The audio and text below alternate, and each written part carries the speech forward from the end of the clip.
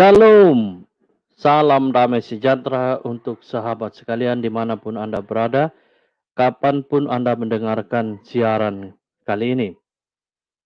Selamat datang di program acara Studi Lintas Iman, di mana melalui program dan acara ini saya berharap kita mau belajar untuk saling memahami satu dengan yang lain. Sebagaimana teman-teman ketahui, studi lintas iman ini sudah dilakukan jauh-jauh hari oleh teman-teman muslim kita, sehingga di kalangan para ustadz, para penceramah dan cendekiawan mereka ada yang bahkan mengangkat diri mereka sebagai kristolog, lalu mengajarkan tentang ilmu kristologi kepada jemaah mereka. Nah, hal ini memang kita tidak pernah lihat di dalam kekristenan ada orang-orang atau tokoh-tokoh kita baik dari kalangan pendeta atau dari kalangan penginjil yang mengangkat diri mereka sebagai Islamilog atau Islamolog atau orang yang mengajar tentang Islamologi lalu mengangkat diri mereka demikian. Tapi ketika melihat fenomena itu saya berpikir ini sesuatu hal yang barangkali wajar begitu ya untuk kita bisa saling memahami, maka perlu juga kita mengetahui seperti apa pemahaman dari teman-teman muslim kita. Nah, maka dalam kesempatan kali ini tanpa panjang-panjang, saya akan mengajak kita untuk melihat salah satu topik terkait dengan bagaimana pertama kali wahyu itu turun kepada Nabi Muhammad.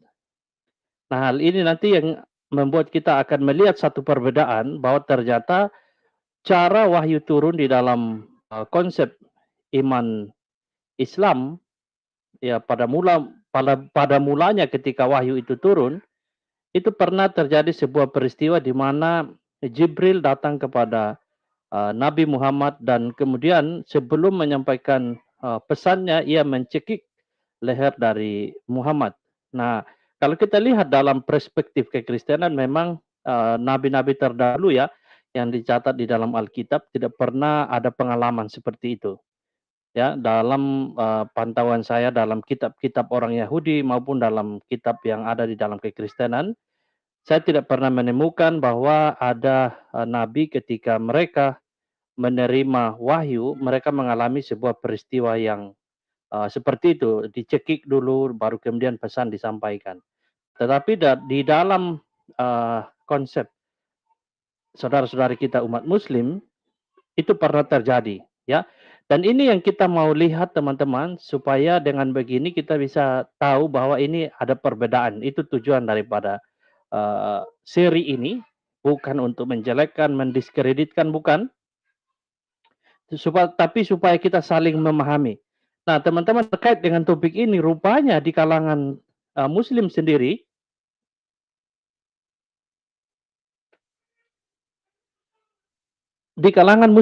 ternyata ada juga beberapa yang tidak tahu bahwa ini pernah terjadi. Bahwa pernah ketika Nabi Muhammad pertama kali menerima wahyu, itu harus mengalami sebuah peristiwa di mana dicekik oleh Jibril. Nah, ini yang saya temukan di dalam sebuah postingan di Facebook, di sebuah page ya. Ini adalah page milik dari teman-teman muslim. Nah, di sini ketika saya baca bagian ini adalah bentuk follow up saya ya, ketika saya mendengar video dari Ibu Sufiatul mengatakan bahwa kok ada nabi yang menerima wahyu harus mengalami proses di mana dicekik begitu. Dan ada beberapa yang protes terkait dengan itu. Nah, lalu kemudian saya cross check. Nah, ini adalah cara yang benar teman-teman. Ketika kita mendengar sebuah informasi, jangan gumunan marah-marah dulu. Kita harus segera cross check, cari tahu apakah benar demikian. Nah, ketika saya cross check, saya temukan tulisan di page ini, kisah Rasulullah dan sahabat. Nah, dituliskan dengan begitu gamblang sesuai dengan sumber-sumber Islami. Ini tentu milik Muslim ya. Ini bukan milik umat Kristiani atau umat agama lain. Ini jelas milik Muslim. Supaya kita pastikan, kita lihat dulu page-nya seperti apa. Apakah konsisten ini memuat tentang informasi-informasi Islami, Nah, kita lihat, ya ini jelas, ini adalah fake Muslim ya.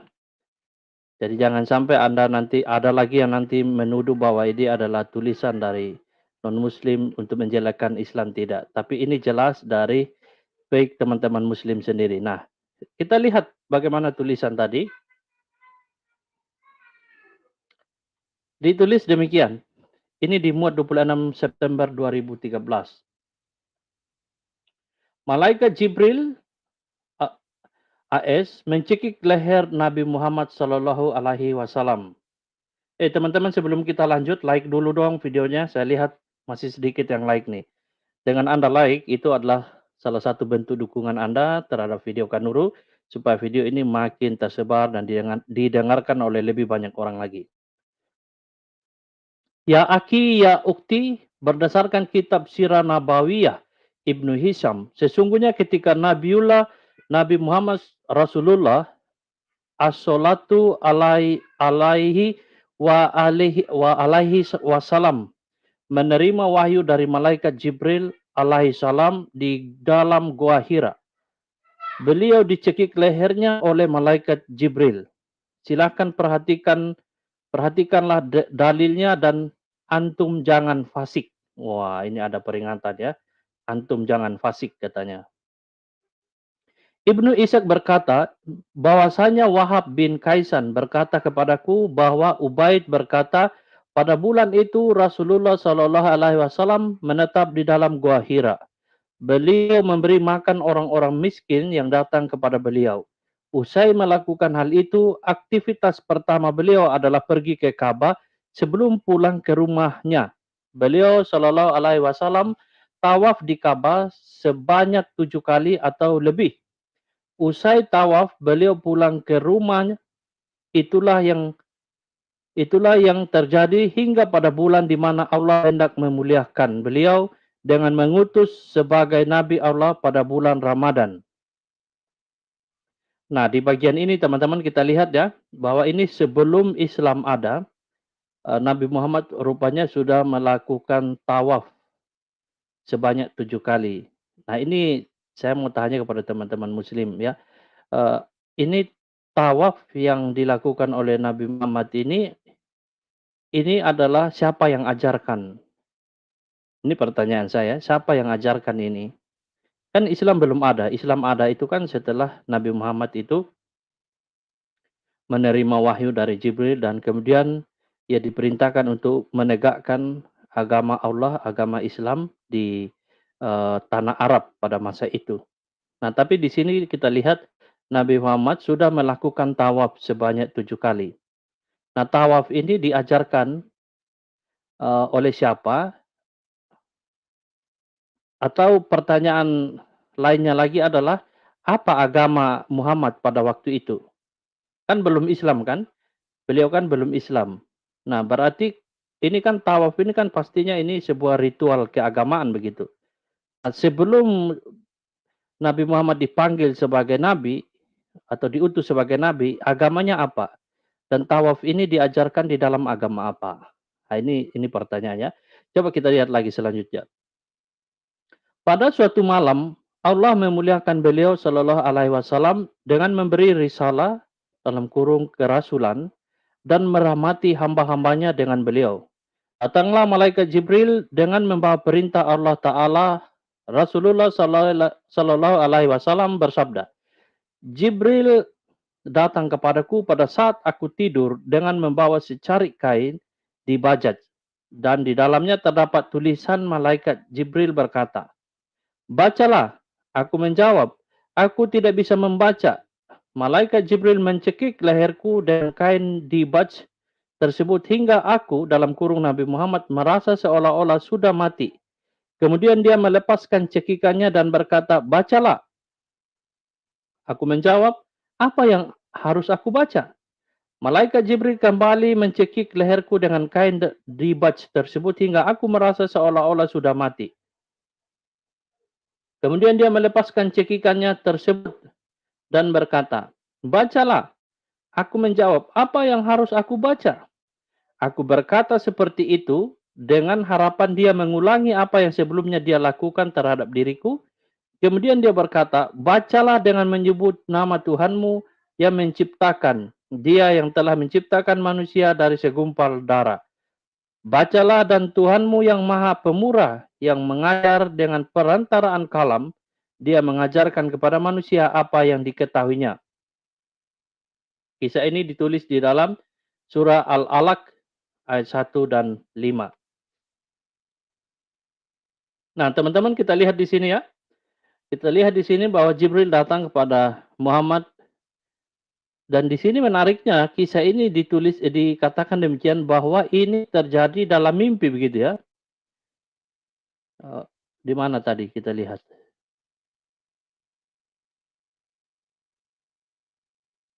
Ya, pada suatu malam Allah memuliakan beliau dengan memberi syarat kerasulan merahmati hambanya dengan beliau. Datanglah malaikat Jibril dengan membawa perintah Allah Ta'ala. Jibril datang padaku pada saat aku tidur dengan membawa secarik kain. Berarti ini peristiwa terjadi waktu Nabi Muhammad sedang tidur. Apakah ini artinya ini mimpi? Ya, silakan teman-teman muslim nanti bisa bantu untuk memberi penjelasannya. Nah, ini menarik ini. Berulang kali Jibril mencekik leher Nabi Muhammad dengan kain dibaj itu, ya, dengan kain dibaj, lalu memerintahkan Muhammad untuk membaca. Bacalah begitu. Jadi benar teman-teman ya,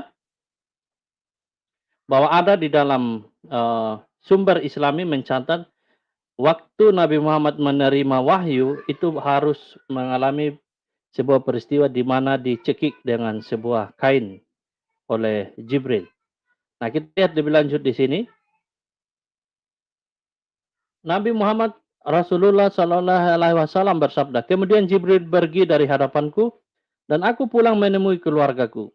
Ketika bertemu Khadijah, aku duduk di pahanya dalam kurung di pangku dan bersandar kepadanya.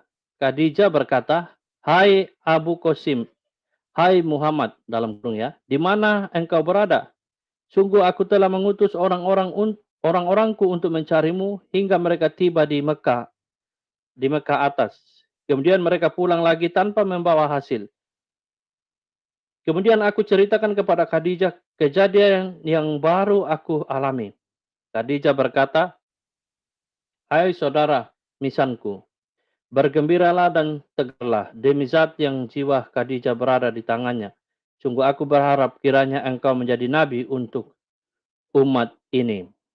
Oh, jadi setelah peristiwa itu, Nabi Muhammad datang dan duduk di pangkuan Khadijah, duduk di pahanya Khadijah. Ya, lalu kemudian di sini kita lihat kata-kata dari Khadijah ini menarik di sini teman-teman. Ini adalah pernyataan dari Khadijah ya, dan Khadijah ini adalah seorang Kristen Nestorian ya, adalah keponakan dari Waraka bin Naufal. Kalau saya salah tolong koreksi pada bagian ini ya. Nah, ini perkataan dari Khadijah, sungguh aku berharap. Jadi Khadijah ini berharap. Dia berharap kiranya Nabi Muhammad ini menjadi nabi untuk umat ini katanya. Jadi ini harapan dari Khadijah, kiranya Muhammad menjadi nabi untuk umat ini, dan kisah ini ditulis dalam Sirah Nabawiyah Ibnu Hisam. Nah, kita lihat beberapa komentar ini menarik teman-teman. Coba kita lihat ya. Nah, ini yang membuat saya agak sedikit lucu ya ketika membaca komentar di bagian ini.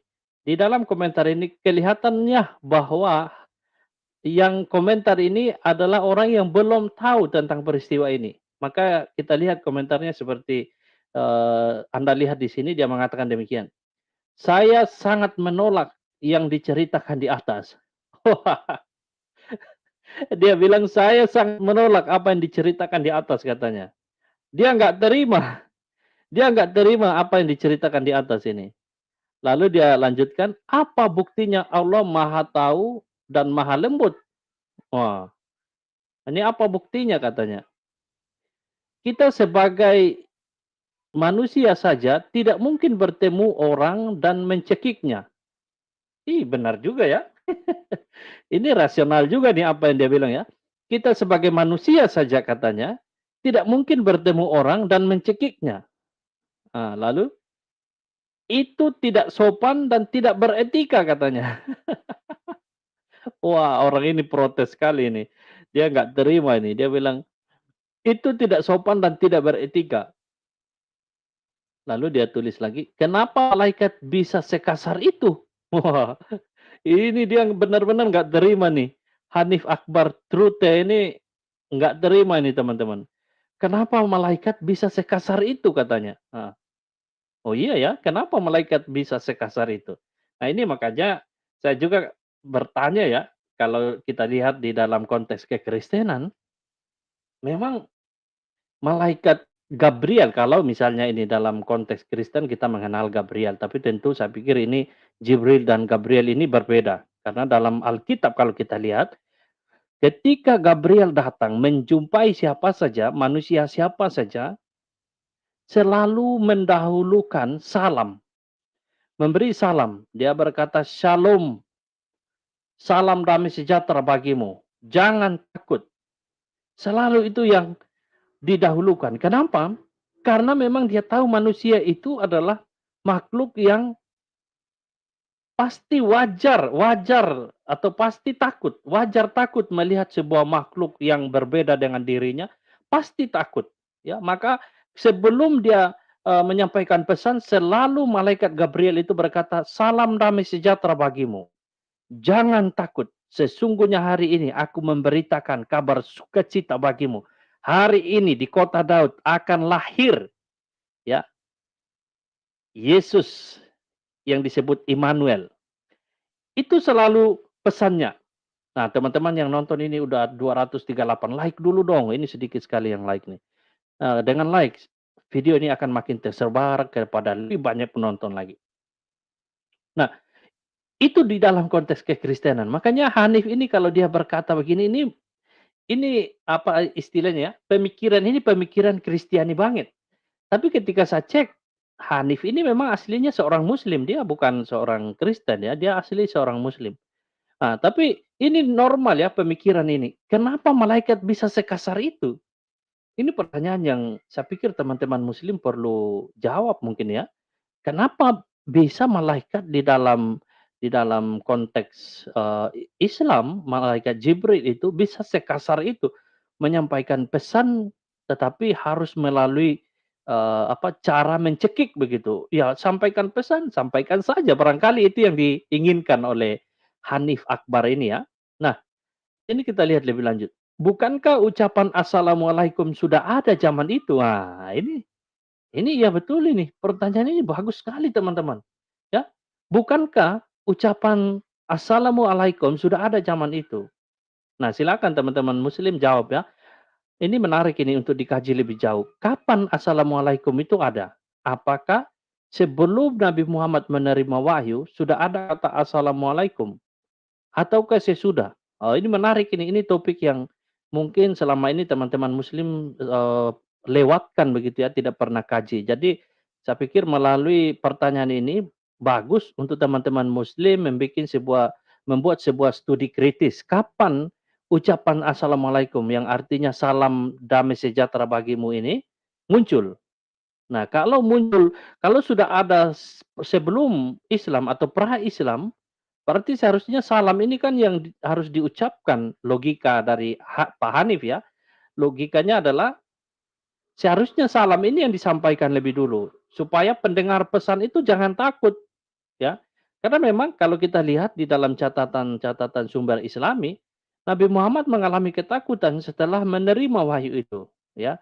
Apalagi dengan cara dicekik, bahkan di beberapa tulisan lain dikatakan ia masih belum yakin mengenai siapa yang menyampaikan wahyu itu, sehingga ada banyak cara pengujian, termasuk duduk di bahu dari Khadijah istrinya untuk menguji siapa yang datang itu, apakah Jibril atau jin atau yang lainnya. Nah, Nah, ini pertanyaan, ini kayaknya pertanyaan banyak sekali ya. Ini menunjukkan bahwa Pak Hanif ini memang memang kemungkinan baru tahu tentang ini ya. Kemungkinan baru tahu tentang ini dan juga nalar kritisnya itu bekerja begitu. Nah, di sini lihat lagi pertanyaan lebih lanjut. Kenapa malaikat dari Allah tidak mengucapkan salam? Wah, benar juga ya. Kenapa malaikat tidak mengucapkan salam? Iya, benar. Kalau kita lihat dalam Alkitab, teman-teman, malaikat itu ketika menyampaikan pesan selalu disertai dengan salam lebih dulu. Ada salam yang disampaikan lebih dulu. Silakan teman-teman muslim cek dulu ya bagaimana dalam konteks orang Yahudi seperti apa malaikat itu menyampaikan pesan. Selalu didahulukan dengan sebuah salam. Nah, kita lihat ini ini adalah pernyataan terakhir dari Pak Hanif yang menurut saya ini apa namanya ya, bikin hati saya terenyuh juga teman-teman. Di sini kita lihat ya, "Saya malu membacanya, saya malu membacanya," katanya. Ini saya pikir jujur sekali ya, jujur sekali Pak Hanif ini mengatakan ini, bahwa, "Ini saya malu membacanya," katanya. Nah, coba kita cek siapa sih Pak Hanif ini nih, siapa sih dia? Takutnya nanti kita dibilang fitnah lagi. Ya saya nggak tahu siapa dia ya, tapi ini kita lihat, ini ditulis Jumat 23 April 2021 pada pukul 21.32. Ini sudah 18 minggu teman-teman ya. Ini sudah 18 minggu. Ini Hanif, dia pernah belajar di IAIN Parepare, dari Parepare, pernah belajar di Al-Azhar University, saya nggak tahu apakah ini benar. Tinggal di Cianjur, ya, dan ini adalah postingannya. Saya nggak tahu apakah dia orang ini atau enggak, tapi ini yang kita bisa lihat dari postingannya menunjukkan bahwa ya kayaknya ini fake fake account ya, tapi kebanyakan dimuat adalah foto-foto para ustadz gitu ya. Jadi nggak ada foto-foto bahwa dia ini adalah bukan seorang muslim gitu. Ini menunjukkan bahwa dia seorang seorang muslim, apalagi dari Cianjur dan teman-temannya juga rata-rata nampaknya ini adalah teman-teman muslim, ya. Tapi ya siapapun dia, tapi apa yang dia tulis di sini, ini yang penting untuk kita, pertimbangkan begitu mengenai pertanyaan-pertanyaan yang nampaknya dari pertanyaan-pertanyaan ini adalah sebuah keberatan dari Hanif Akbar.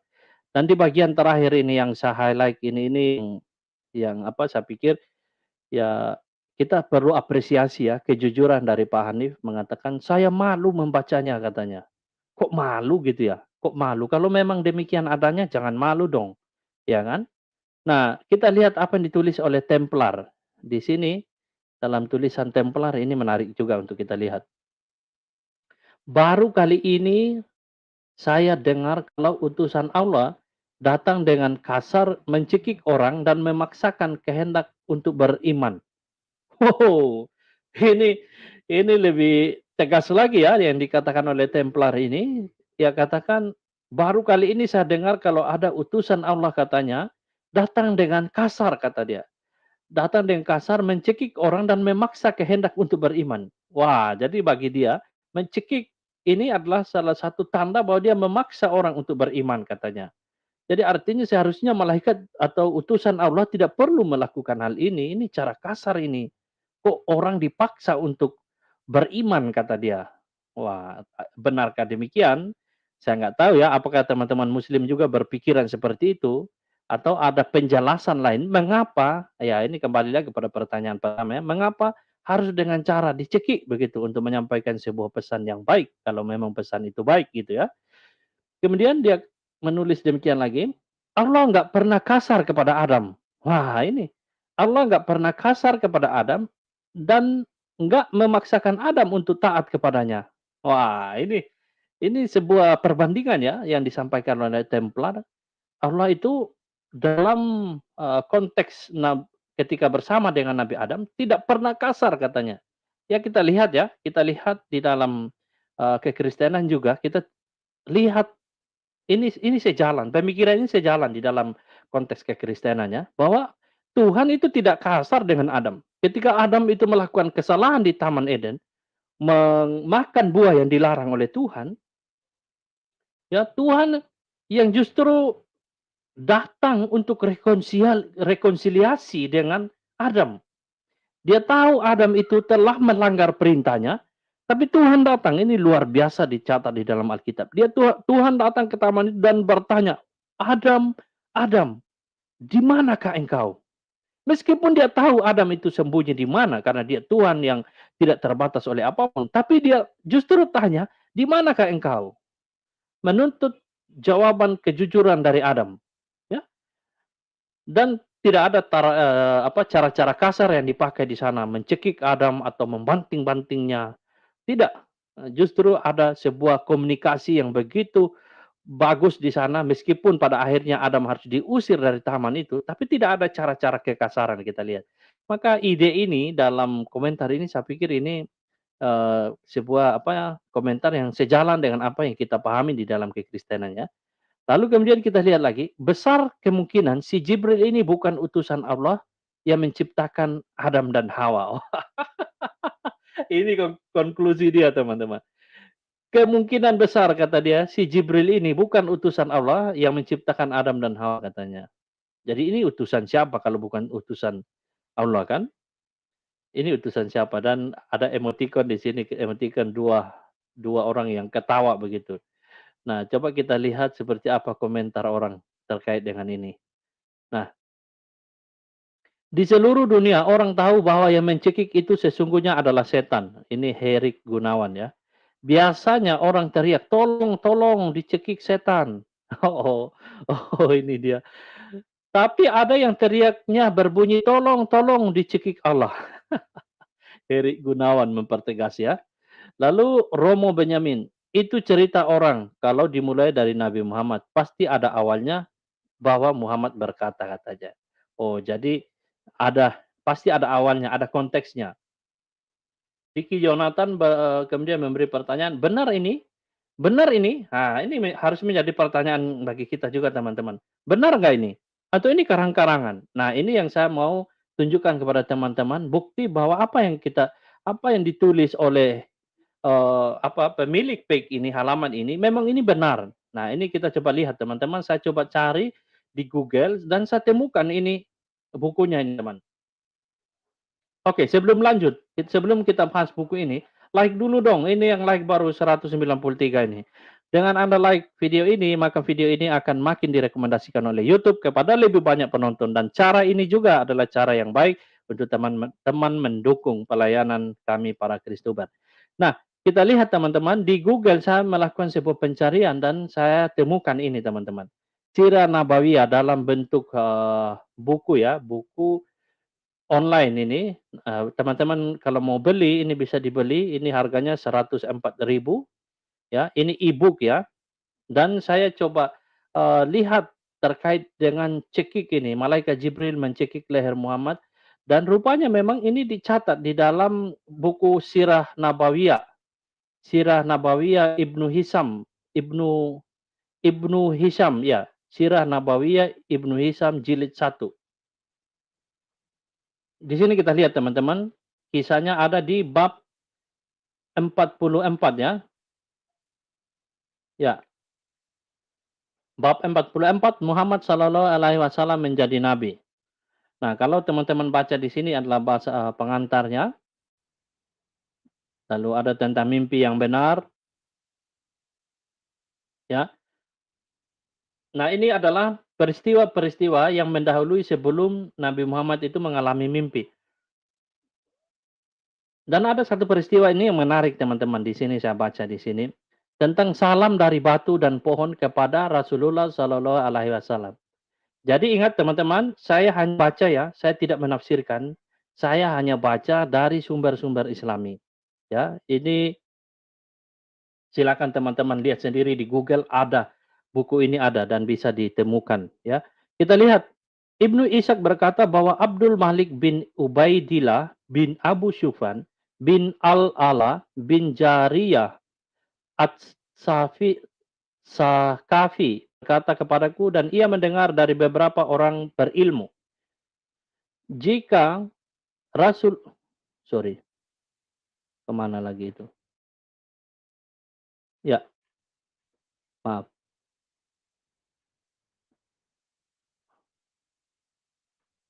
Oke, ini.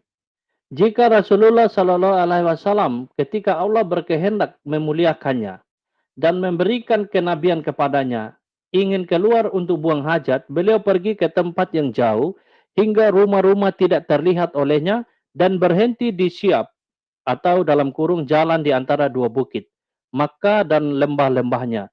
Setiap kali beliau berjalan melewati batu dan pohon, pasti keduanya berkata, Assalamualaikum ya Rasulullah. Ya Rasulullah Sallallahu Alaihi Wasallam menoleh ke sekitarnya, kanan, kiri, dan belakang. Namun tidak melihat apa-apa, kecuali pohon dan batu. Itulah yang terjadi pada Rasulullah Sallallahu Alaihi Wasallam dalam jangka waktu tertentu. Bermimpi dan mendengar salam hingga Jibril datang kepada beliau dengan membawa kemuliaan dari Allah ketika beliau berada di Gua Hira pada bulan Ramadan. Oh, dan ini terjadi dalam sepanjang waktu tertentu katanya teman-teman. Jadi sesuai dengan judulnya, pohon dan batu ini memberi salam kepada Rasulullah Sallallahu Alaihi Wasallam. Jadi artinya pada waktu itu pohon dan batu ini bisa bicara, bisa menyampaikan salam. Dan ini salamnya teman-teman, ya. Dan ini salamnya kita lihat di sini. Assalamualaikum, Assalamualaikum ya Rasulullah. Nah, jadi karena Rasulullah mendengarkan hal ini lalu ia menoleh ke kiri dan ke kanan dan melihat ke belakang, namun tidak melihat apa-apa kecuali pohon dan batu. Jadi pohon dan batu ini memberi salam. Nah, kita lihat sekarang bagian di mana malaikat Jibril turun dengan membawa wahyu. Ini saya hanya baca teman-teman, saya tidak juga memberi penafsiran, tidak. Ini juga tidak ada tafsirannya ya. Ini hanya tulisan saja. Nah, Ibnu Ishaq berkata, Ibnu Ishaq berkata bahwa Wahab bin Kaisan, mantan budak keluarga Az-Zubair, berkata kepadaku bahwa aku mendengar Abdullah bin Az-Zubair berkata kepada Ubaid bin Umair bin Qatada al-Laitsi, "Hai Ubaid, ceritakan kepada kami bagaimana Rasulullah Shallallahu Alaihi Wasallam pertama kali menerima kenabian ketika malaikat Jibril datang kepada beliau." Wahab bin Kaisan berkata, kemudian Ubaid berkata, ketika itu aku hadir berbicara dengan Abdullah bin Az-Zubair dan orang-orang yang ada di sekitar Abdullah bin Az-Zubair. Rasulullah Shallallahu Alaihi Wasallam menetap di Gua Hira selama sebulan dalam setiap tahun. Itulah bentuk tahanuts atau ibadah orang-orang Quraisy pada masa jahiliyah. Arti tahanuts yang lain adalah pembersihan diri. Oh, jadi artinya tahanuts ini teman-teman dilakukan oleh orang Quraisy sebagai bentuk ibadah katanya pada masa jahiliyah. Jadi artinya di sini kita bisa lihat Nabi Muhammad sesuai dengan catatan ini bagian dari suku Quraisy melakukan tahanuts. Ini adalah pembersihan diri dengan berada atau menetap di gua selama sebulan dalam setiap tahun. Oh, ini sebuah rutinitas begitu. Setiap tahun Muhammad akan ada di gua selama sebulan melakukan pembersihan diri. Dan ini dilakukan oleh orang-orang Quraisy pada zaman jahiliyah. Nah, kita lihat lebih lanjut ya. Ibnu Ishaq berkata bahwa Abu Talib berkata, aku berlindung kepada Tuhan dari patung Zaur dan orang-orang yang menggantinya dengan patung Zabir, serta dari pembuat mantra untuk naik ke Hira dan Nasil. Ibnu Hisham berkata bahwa Abu Ubaidah berkata bahwa orang-orang Arab berkata, oh ini berkata terus ya, Atanatus atau Atahanuf, Atahanuf, maaf, ini bukan bahasa Indonesia, jadi saya kesulitan membacanya. Maksudnya ialah Al-Hanafiyah, agama yang lurus, agama Ibrahim. Oh, jadi ini agama Ibrahim katanya, ini tambahan. Tapi coba cross check lagi teman-teman, apa maksudnya Al-Hanafiyah ini? Ya.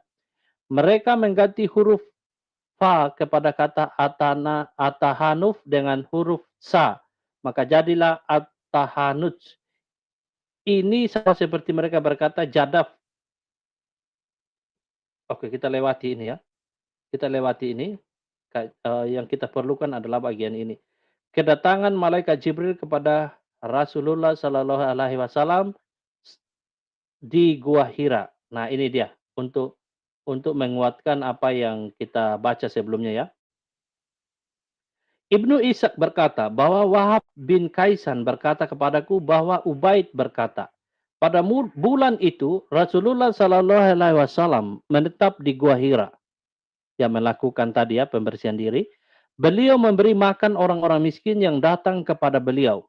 Usai melakukan hal itu, aktivitas pertama beliau, ia pergi ke Ka'bah sebelum pulang ke rumahnya. Beliau tawaf di sekitar Ka'bah sebanyak 7 kali atau lebih.